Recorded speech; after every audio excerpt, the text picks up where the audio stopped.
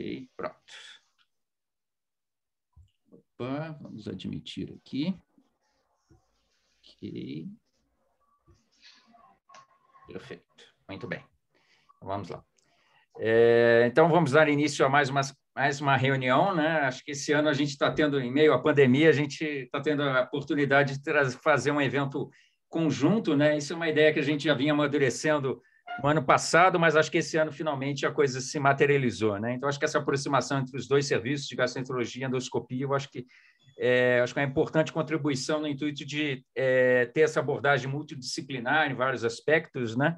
Então, essa é a segunda reunião do ano, né? E o formato é que a cada mês, então, a gente faça um revezamento entre cada um dos serviços para apresentar um tema específico, né? Então, vamos lá. Aí, no Boa caso, noite. então, com a palavra, vamos lá. Boa noite. Meu nome é Jamile, eu sou residente do setor de endoscopia do Hospital do IANSP, do serviço do IANSP. Só um momentinho da minha tela. Está na frente.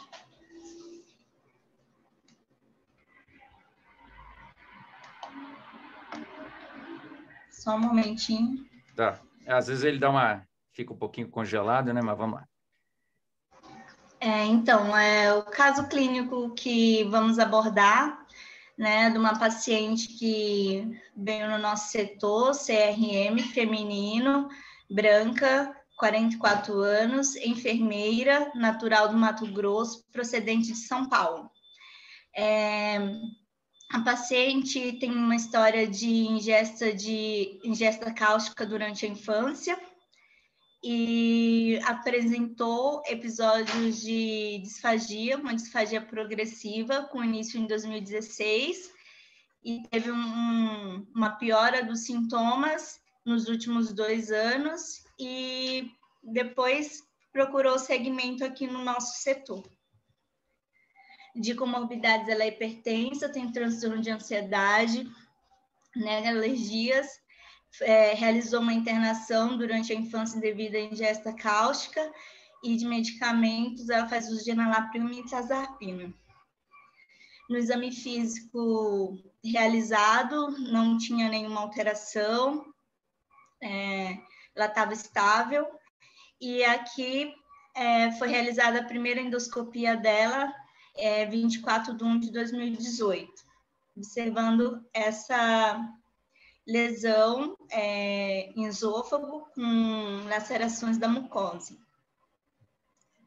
Qual o provável diagnóstico?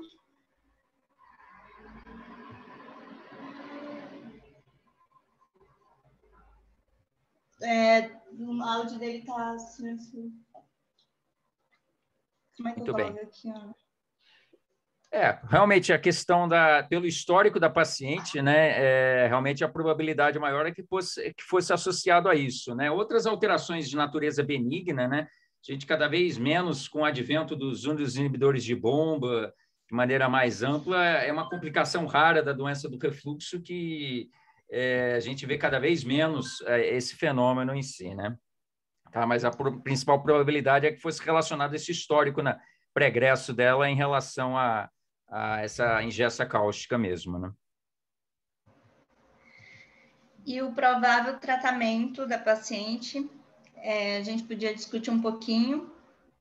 Qual que vocês acham que seria a melhor indicação de tratamento?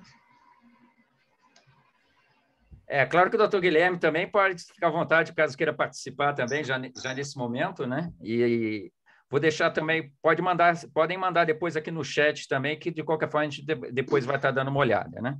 Muito bem. Realmente, no âmbito geral, grande parte das estenoses benignas, né? A abordagem endoscópica realmente é sempre a opção mais interessante por ela ser menos invasiva e tudo, né? Grande parte desses quadros você tem as estratégias de dilatação acabam sendo efetivas. Eu já vi alguns casos também de pacientes com membranas esofágicas, né, em pacientes mais idosos, né, que também respondem bem à dilatação, né.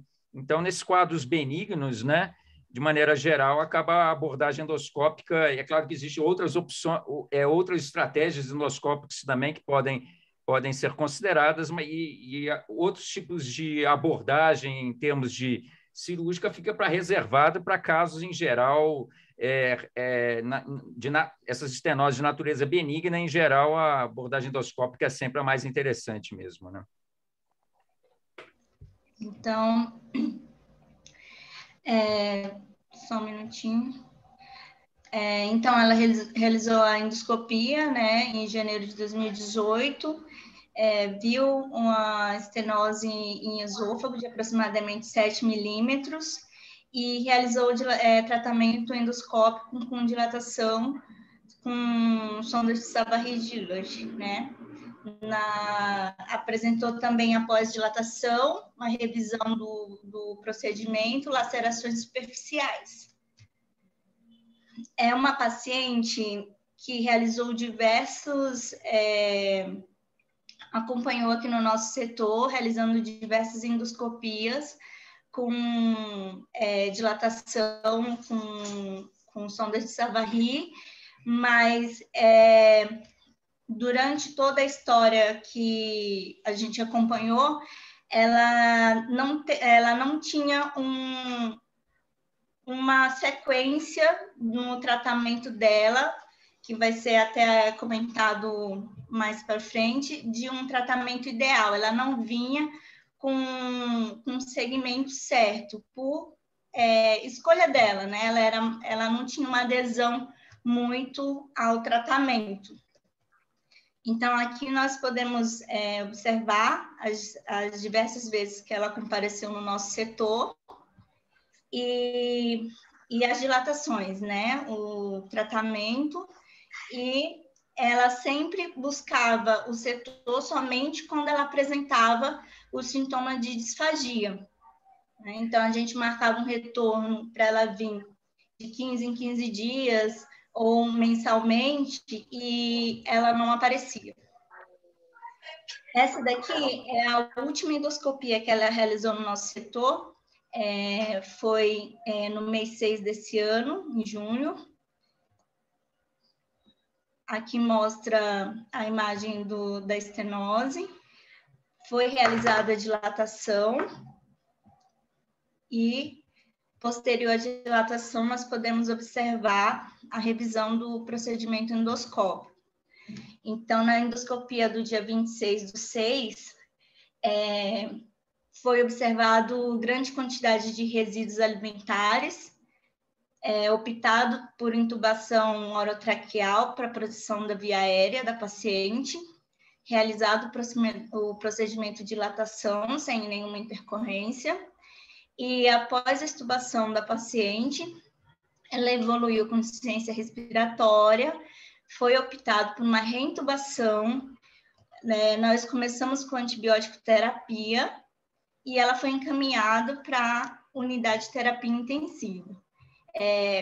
Após o uso do antibiótico, ela apresentou uma melhora clínica e teve alta.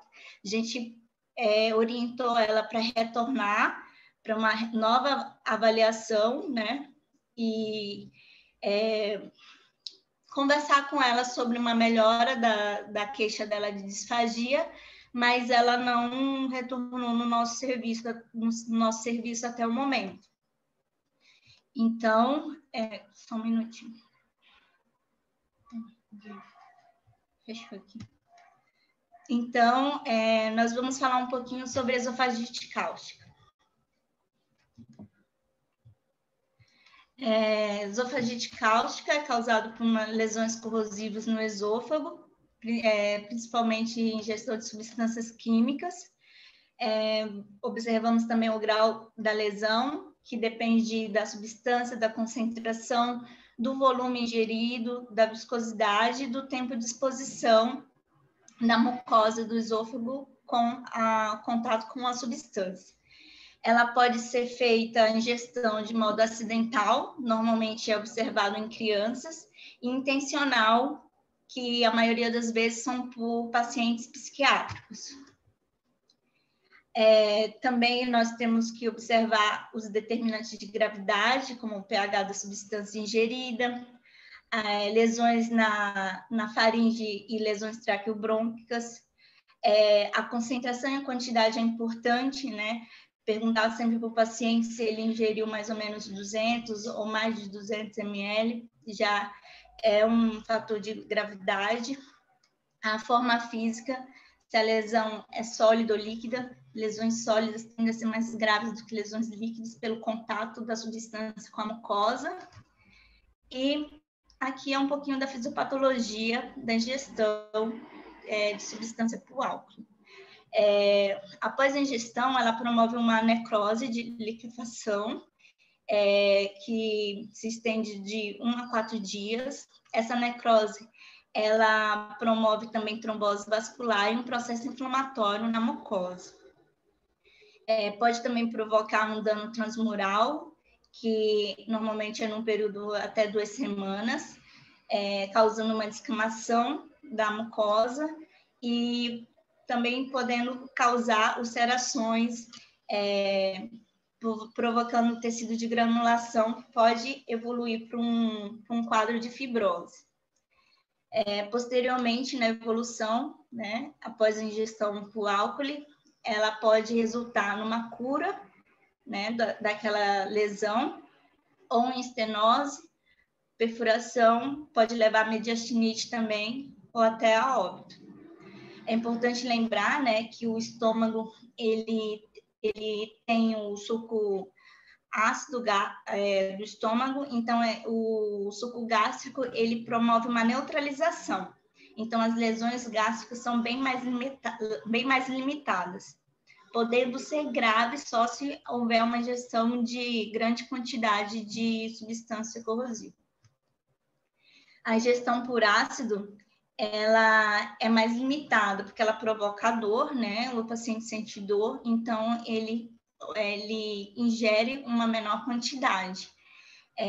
Após a ingestão, pode provocar uma necrose de coagulação superficial, também provocando trombose, e posteriormente pode evoluir para uma escara protetora. Então, as altas concentrações podem levar a mais complicações, né, como perfuração esofágica ou gástrica e a peritonite. Então, principalmente, nós temos que enfatizar os sinais e sintomas do paciente, né, para a gente classificar a gravidade e depois, com o exame endoscópico, ver a extensão da lesão no tecido. Então, os sinais e sintomas podem ser dor na orofaringe, dor retroesternal, uma dor epigástrica, os sintomas de disfagia ou de dinofagia, hipersalivação, principalmente em crianças é observado isso, vômitos e hematêmese. Rouquidão, estridor e afonia, que são lesões que acometem mais a hipofaringe, são menos comuns. Febre, taquicardia e choque já são sinais e sintomas que indicam lesões mais graves, né? A ausência de lesões na orofaringe, ela não indica a ausência de lesões no esôfago e no estômago.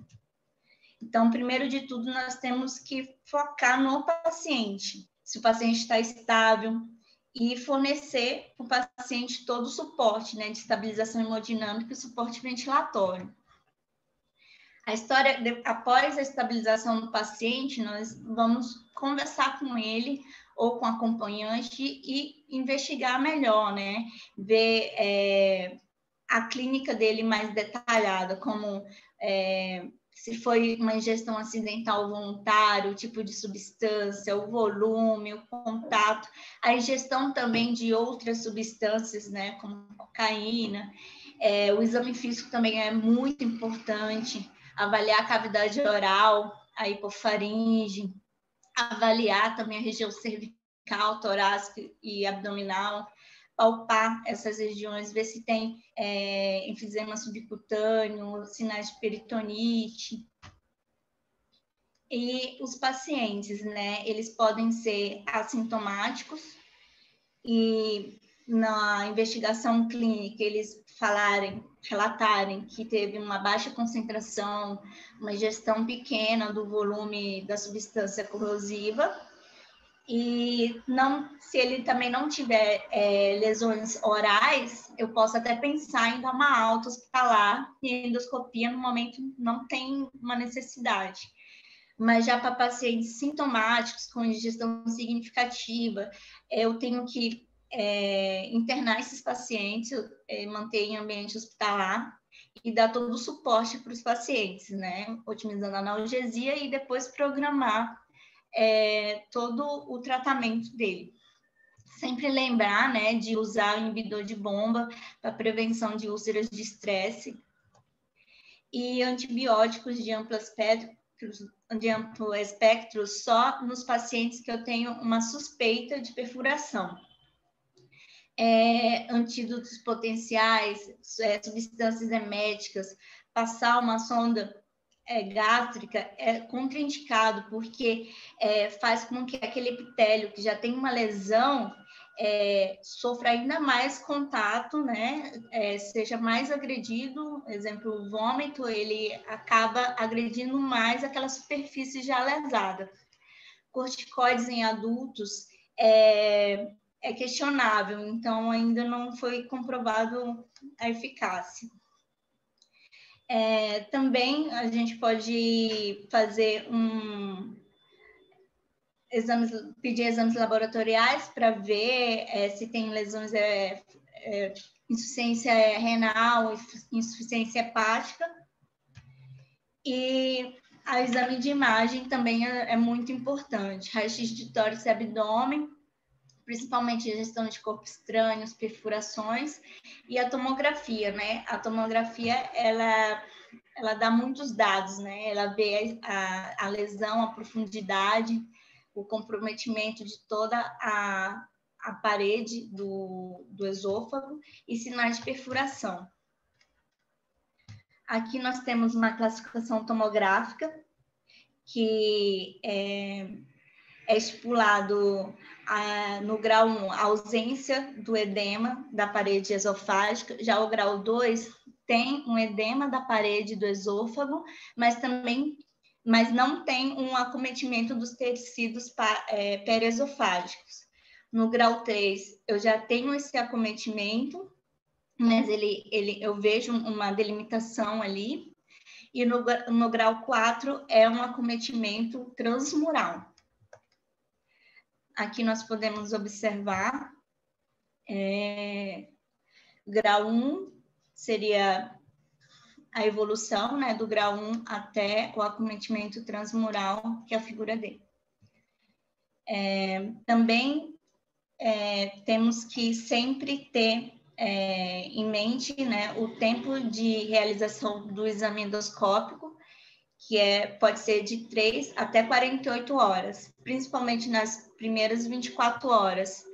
Por quê? Porque nas primeiras 24 horas eu posso avaliar com mais precisão o grau da lesão e estipular o risco daquela lesão, a complicação que aquela lesão vai causar. Se tem risco de perfuração, se tem mais chance de ter uma estenose. Então, esse tempo de pedir o exame endoscópico é muito importante na abordagem inicial.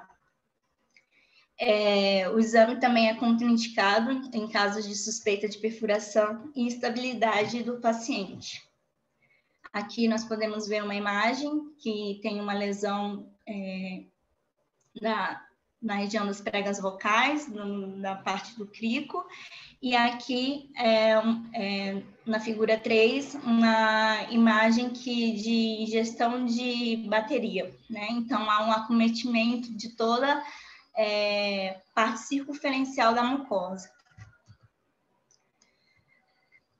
Junto com a avaliação tomográfica, nós fazemos a classificação endoscópica, né, de Zaga, que ela estabelece o risco de estenose.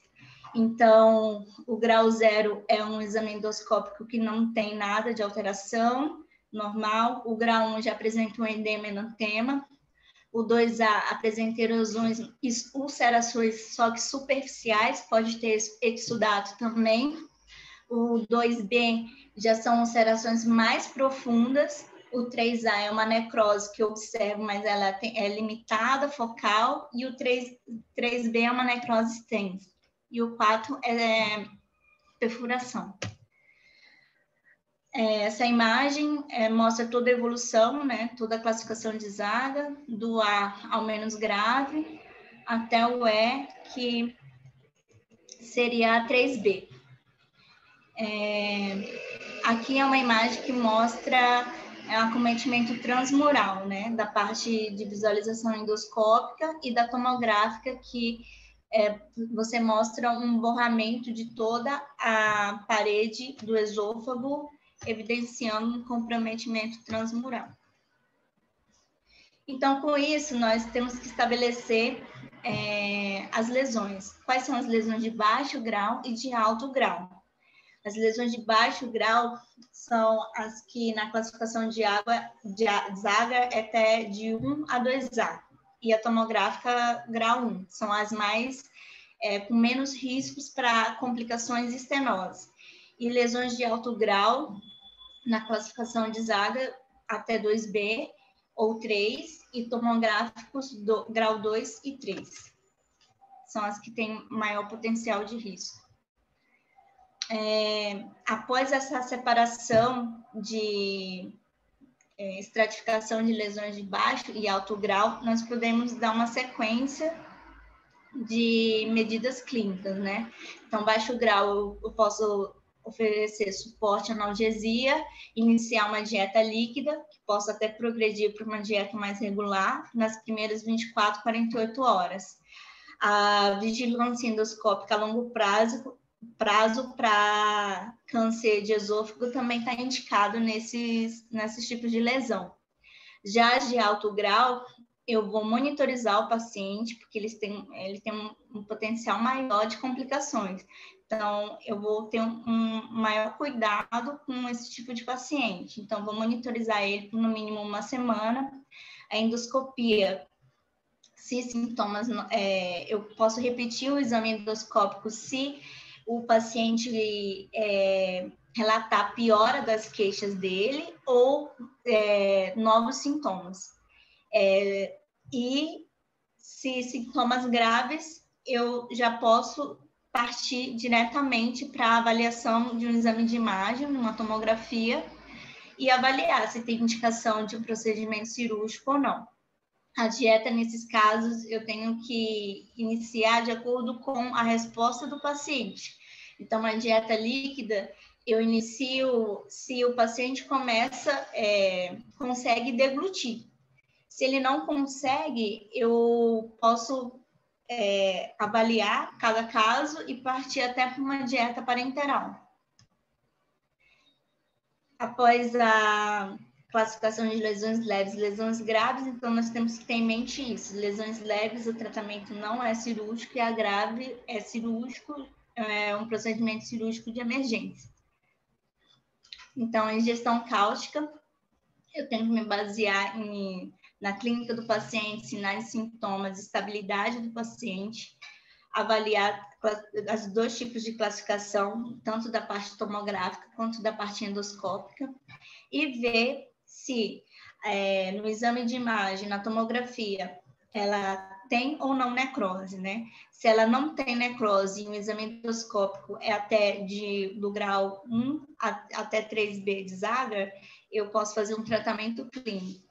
Se o exame de imagem tiver comprometimento com necrose e o endoscópico for da classificação até 3B, eu posso já indicar uma cirurgia de emergência. E já nos casos que também na abordagem inicial já tem sinais de perfuração, imediatamente é um procedimento cirúrgico de emergência. Como complicações, nós temos o sangramento, né? 3% dos pacientes podem apresentar sangramento, ocorre de 2 a 4 semanas após a ingestão da substância corrosiva. A fistulização também temos que ficar atentos, né? Pacientes que apresentam tosse, bronquite, pneumonia, aspiração recorrente, até desnutrição, eu tenho que pensar que pode ser uma complicação por uma fístula traqueoesofágica. Já tem fístulas aortoentéricas que são estados muito raros, né? Então, o paciente acaba já evoluindo para choque e alta mortalidade nos casos relatados. A complicação mais frequente são as estenoses, do grau 0 a 1, os pacientes podem evoluir de 33% a 71% de todos os pacientes. E do 2 a 3, pode evoluir até 80% a 100% dos casos com estenose esofágica. O tempo de remodelamento é importante, né? A gente tem que pensar em toda a evolução da estenose, né? Então, varia de 3 meses até anos, até 3 anos. Aqui é uma foto mostrando todo o processo de evolução da ingestão da substância, edema, hiperemia da mucosa, até o fechamento da luz do órgão. Antes, nós temos que excluir qualquer processo inflamatório, otimizando o uso de inibidor de bomba e excluir outros diagnósticos diferenciais.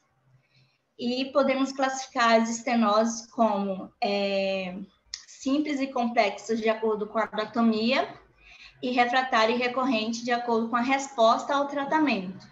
Então, as simples são estenoses curtas com um diâmetro maior que 5 milímetros.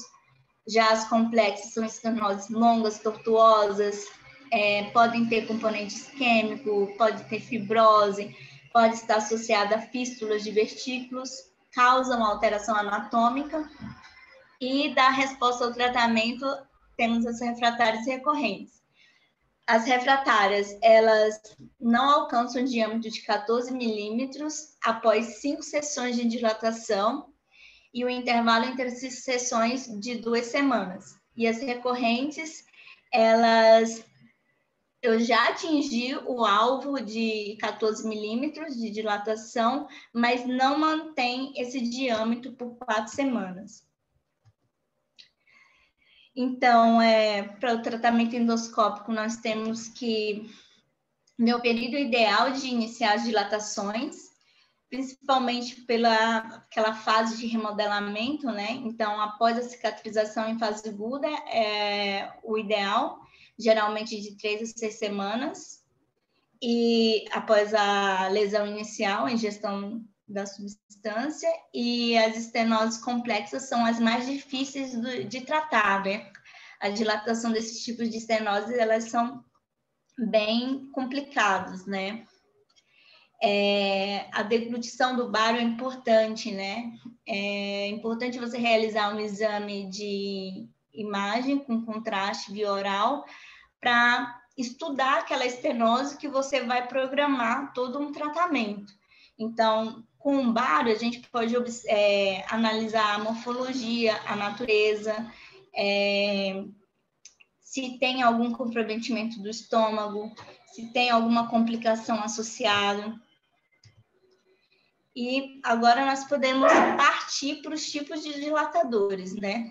Então, os mais fáceis de manusear são de Buge, né? Eles não apresentam sinais, o canal para inserir o fio guia. É ideal para estenose do tipo curta, menores de 5 centímetros, e estenose direta. Os de Savary-Gilliard são os que são mais conhecidos, né? Passa pela estenose um fio guia no meio do dilatador. Pode usar o auxílio da fluoroscopia. É ideal para estenoses tortuosas, anguladas e longas. E a ação do dilatador é por meio de forças radiais e longitudinais. E o uso de dilatação com balão. O balão ele atinge áreas que o Savary não consegue acessar. Então, não há necessidade de resistência se ocorrer dilatação excessiva. A ação do balão é por meio da força radial. O uso dele é mais frequente também em crianças do que Savary. E planejar todo o tratamento, né? A dilatação precoce, ela é ideal 3 semanas após a ingestão do cáustico. E eu tenho que programar o tipo de dilatador que eu vou usar, o tamanho do dilatador, o diâmetro dele. Eu tenho que manter o dilatador centralizado na luz do esôfago. É importante obedecer a regra dos 3, que é nunca dilatar mais de 3 dilatadores de diâmetros crescentes após eu sentir a resistência da estenose, né? E dilatar semanalmente ou quinzenalmente para obter uma competência luminal de 40 Fahrenheit. E dilatar conforme programado, não sob demanda. Então, isso é importantíssimo. No nosso caso clínico, foi uma paciente que não aderiu muito bem ao tratamento, então ela sempre vinha quando ela tinha a queixa dela de disfagia. Ela não vinha nas datas que a equipe da endoscopia programou. E se dor torácica após a dilatação, pensar logo em perfuração e já fazer um exame de imagem, né? Principalmente um esofagograma contrastado. Temos também outros tipos de tratamento para estenose, como a eletrocisão, né? Que é incisões longitudinais na borda da estenose, ideais para estreitamentos curtos. A injeção também de intralesional de esteroide, principalmente a triancinolona. A injeção de mitomicina C. Também ocorre uma melhora, né, da parte da queixa do paciente, de disfagia. As dilatações, quando fazem injeção de mitomicina, elas são mais espaçadas, né? O paciente relata uma melhora da disfagia. E por quê? Porque ela inibe a proliferação dos fibroblastos. Então, aquele processo de remodelamento, cicatrização é bem mais devagar. E os stents esofágicos, né? Eles são mantidos de 6 a 12 semanas e a principal desvantagem deles é a migração. Então, por isso, é usado como um último recurso. Também temos a indicação cirúrgica, né, de reconstrução cirúrgica. É recomendado atrasar por 6 meses para estabilizar a lesão. E em casos também que você já fez uma dilatação de 5 a 7 tentativas, mas não obteve um sucesso significativo das dilatações. Aqui na imagem a gente pode observar, né, a interposição do colo e as complicações que podem causar também, como um câncer de esôfago. A incidência é até 30% dos pacientes que fazem ingestão de substâncias corrosivas, que têm uma lesão cáustica. De 10 a 20 anos após a ingestão, é ideal você fazer um exame endoscópico a cada 2, 3 anos. E os fatores que podem ajudar a ter essa aumento da chance de ter uma lesão de cancerígena no esôfago é o refluxo, são dilatações que são muito traumáticas, são repetitivas, a desmotilidade do esôfago e o carcinoma epidermoide é o principal, né, tipo, e o carcinoma cicatricial, ele, devido a uma lesão de gestão cáustica, ele, nos trabalhos observados, ele teve uma melhor resposta, né, à terapia combinada da parte cirúrgica com a rádio. Então, em relação aos outros carcinomas, os que são derivados de ingestão cáustica, eles têm uma melhor resposta ao tratamento.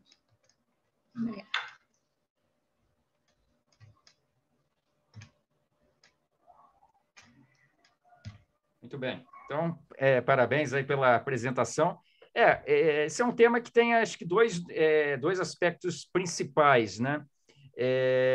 A questão da situação do quadro agudo, né? Um paciente que teve a exposição e apresenta um quadro, o quadro sintomático, né? Essa avaliação realmente com exames de imagem, a tomografia realmente tem importante contribuição nessa graduação inicial, né? A gente vê que os dois perfis principais realmente dessas lesões cáusticas são as crianças numa ingesta inadvertida, em geral, quando em casa ou algum ambiente que ela tenha fácil acesso a produtos de limpeza, especialmente, isso acaba realmente facilitando, né? E realmente a natureza do líquido ingerido realmente faz toda a diferença, né? A gente vê que, em geral, os produtos ácidos, a gente já vê na doença do refluxo, que, em geral, irritam mais e causam mais dor, então a quantidade deglutida é menor. Já quando é conteúdo de natureza mais alcalina, em geral, existe uma probabilidade maior de você estar diante de paciente com lesões mais graves, porque usualmente o paciente consegue, às vezes, ingerir uma quantidade maior em si, né? Então, também, isso também é uma coisa que chama atenção, né? Realmente, a complicação, em geral, mais comum, né, após esse processo de remodelação esofágica, né, que ocorre realmente em 6 meses até 3 anos, né, é a estenose em si, que pode acontecer, às vezes, tardiamente, né? Esse caso também acho que exemplifica bem a importância também para a efetividade da dilatação endoscópica, realmente de uma adequada adesão, né? Nos intervalos entre cada procedimento, ela não deu sequência realmente no protocolo realmente de dilatações seriadas, intervalos pequenos, né, a cada 15 ou 30 dias, né? Então, realmente, ela acabava voltando quando voltava a ter piora dos sintomas. Então, isso acaba realmente limitando ou não tendo uma resposta tão adequada conforme manda o figurino, né? Em si. O doutor Guilherme gostaria de já fazer algumas considerações? Seja bem-vindo aí. Parabéns pela aula, Jamil. Obrigado, boa noite a todos. Parabéns pela aula, Jamil. Acho que você conseguiu fazer um panorama geral desde o início da ingestão até o tratamento da fase mais crônica, né? E cada área tem suas nuances. Em relação a esse caso especificamente, é isso que o Raul falou. O problema foi a falta de adesão da paciente, porque tem que se seguir esse protocolo de dilatações sequenciais de a cada 15 dias ou semanal, para que não haja a formação da fibrose, né? A gente tem que lutar contra essa fibrose que vai se formando. Então, faz a dilatação antes que haja fibrose, dilata de novo para tentar moldar quando estabelecer uma fibrose num calibre maior. E é por isso que é importante que não seja feita dilatação por demanda, tem que ser protocolar mesmo. E no restante, cada tópico que foi falado tem suas nuances. Hoje, na literatura, como você disse nos últimos slides, a tendência é que a gente comece a fazer a observação endoscópica já mais precocemente, dentro do primeiro mês, para começar a ver já uma moldagem desse esôfago e evitar que se forme uma primeira fibrose com um calibre muito menor. Então, eu acho que é isso. Cada ponto que a gente pode pegar aí para discutir também sobre detalhes. Um outro aspecto, até eu fui, por acaso, rever alguma coisa sobre estenose benigna, né? E realmente teve um trabalho agora difusado em colaboradores, né? Publicado agora em 2021, numa revista, acho que na Disfagia, em inglês, que parece que ele mais ou menos procura, claro que isso na literatura varia um pouco, mas estenoses complicadas, benignas, né? Eles colocam complexas seriam maior de 2 centímetros, né, em relação ao tamanho, né, a questão da tortuosidade, tudo. E também, já nessa fase tardia, né, outra importante contribuição também é o exame baritado, né, que tem sua limitação de uso realmente num quadro agudo, né, mas realmente já nessa fase em si ele também pode contribuir mais de qualquer forma, né. Então, e só uma dúvida, a questão que se coloca também, já tem saído algumas meta-análises tentando comparar, será que o uso de corticoide concomitante às sessões também pode melhorar o resultado ou fica reservado realmente mais para, após as sequências adequadas de dilatações, não responda tão bem, né? Qual tem sido a experiência do serviço? Qual a sua opinião em relação a isso? A gente costuma utilizar o corticoide já depois da terceira, quarta dilatação, quando a gente vê que não está tendo uma progressão mais adequada. Daí a gente faz injeções nos 4 quadrantes de triamcinolona, mas assim, a gente não tem esse protocolo de já iniciar com corticoide já no começo. A gente prefere sentir o paciente e ver se vai ter resposta ou não, e se não tiver uma resposta adequada, aí a gente usa o corticoide. Tem poucas meta-análises em cima disso, tem umas 2 ou 3 que já recentes, que elas são um pouco divergentes. É claro que também elas são limitadas, né? Tem Ns pequenos, com perfil. A natureza também da lesão que levou a estenose é variada. A gente sabe que algumas outras situações, por uma anéis, pacientes mais idosos, às vezes tem uma chance maior também de recorrência. Então, também as casuísticas são diferentes, né? Então, realmente ainda não há dados mais ou menos fortes ou com grande evidência que recomende que você associar realmente o corticoide traga um maior benefício inicial, né? E fora isso, só uma outra dúvida do ponto de vista prático: uma vez que você faça dilatação, a manutenção, o uso de IBP também, vocês recomendam que utilize durante esse período? Qual tem sido o protocolo de serviço em relação a paciente que fez a primeira sessão de uma estenose cáustica?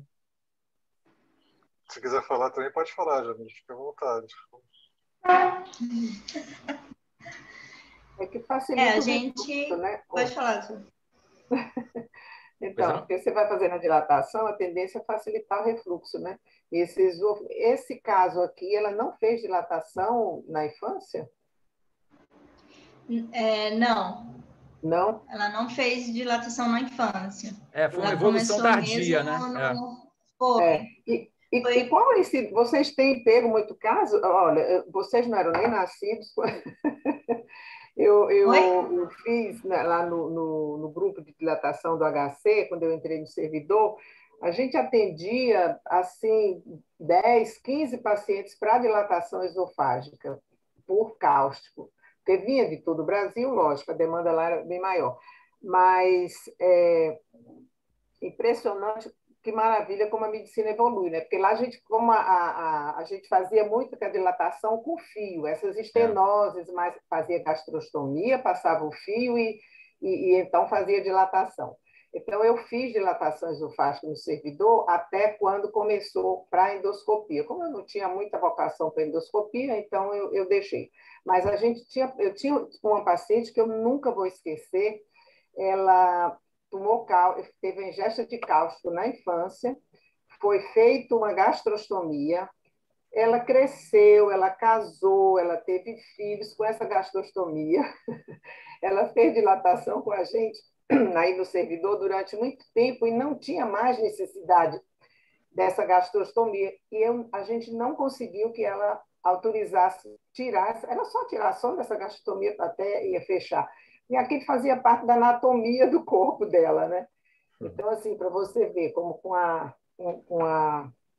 agora é bem mais fácil para vocês, mas eu nunca mais vi um caso de estenose cáustica no servidor. Vocês têm pego muito? Porque a gente pegava muito fase aguda, ou tardia, era assim, muito... Tinha muitos casos. Como é que anda aí?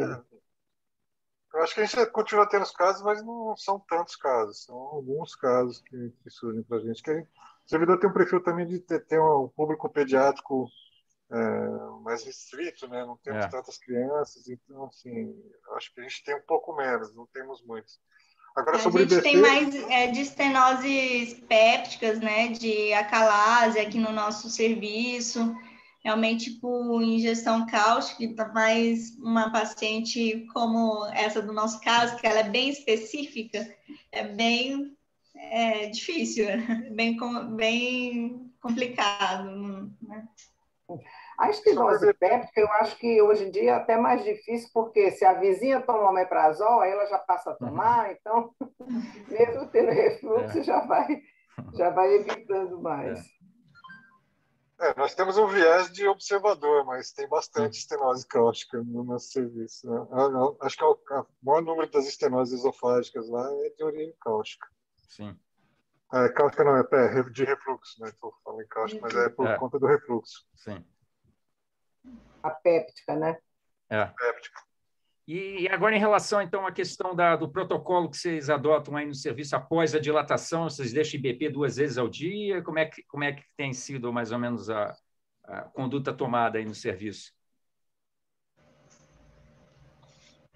Eu acho que a gente deixa BP dose plena, né? Vai deixando dose plena, porque tem que ver qual que é a situação do esôfago. Se é uma estenose mais longa, esse esôfago ele não vai ter motilidade. Então, se por acaso o paciente tiver algum nível de refluxo, aquilo ali vai piorar a situação da fibrose do esôfago dele, né?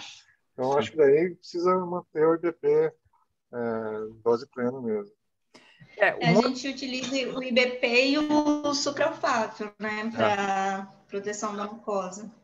Uma outra opção também, que agora a gente tem também já disponível entre nós também, que seria o alginato de sódio, né, que poderia também fazer uma barreira física, e ele não é exatamente um antiácido, né, que também poderia também contribuir. Acho que essa paciente, inclusive, também tinha uma hernia atal também de 3 centímetros, então alguns desses pacientes, às vezes, também pode ter um componente de refluxo ou a própria dilatação também pode favorecer isso após, né? Então, realmente, as estratégias em si realmente podem ser interessantes, né? Que a gente sabe que o refluxo mesmo não ácido, ele também irrita, né? Então, talvez essa combinação de estratégias de IBP mais o alginato realmente possa ser uma opção também interessante, né? Que ele deve ser dado logo após as refeições, né? Então, também acho que talvez seja uma combinação interessante, né? Sim. E muitas vezes o paciente que segue, em relação às opções em si, uma paciente que não responde à terapia inicial, né? Você pode combinar e às vezes existe, é claro que são procedimentos um pouco mais complicados, mas também você pode também passar um stent, alguma coisa assim também, né?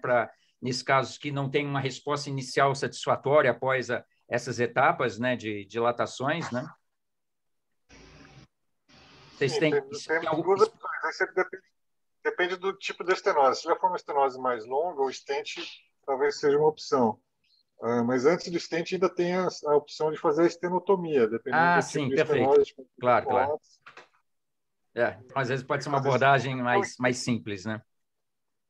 E o stent tem um inconveniente que ele vai ter que ficar ancorado para fora, tem que ancorar com um fio e tem que ficar preso para fora, porque não tem um local para ele se ancorar. Sim, para fixar ele, né? Claro. Então, para ele ficar posicionado no esôfago, ele tem que ficar ancorado, preso na orelha, no nariz, em algum local assim. Então, há um desconforto. E tem a questão da colonização fúngica também, que acontece, que o stent tem que ser recoberto, e às vezes dá mau hálito, o paciente às vezes não tolera bem. Então, é uma coisa que fica para a última instância mesmo. Certo. Perfeito.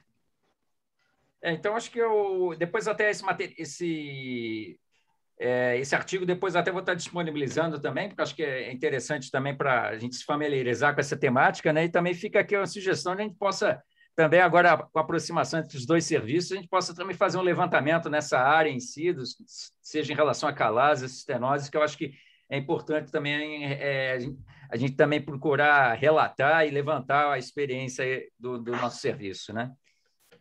Ver se tem alguma dúvida, questão aqui. Deixa eu ver. Chat, ok. Perfeito. Então, muito bem. Chegamos já a 1 hora, acho que cumprimos mais ou menos dentro da programação. Então, agradeço aí ao doutor Guilherme, ao pessoal também, a residente que apresentou o caso também. Acho que a gente conseguiu dar uma visão geral em relação a esse tema, que tem vários desafios em relação ao seu manejo, né?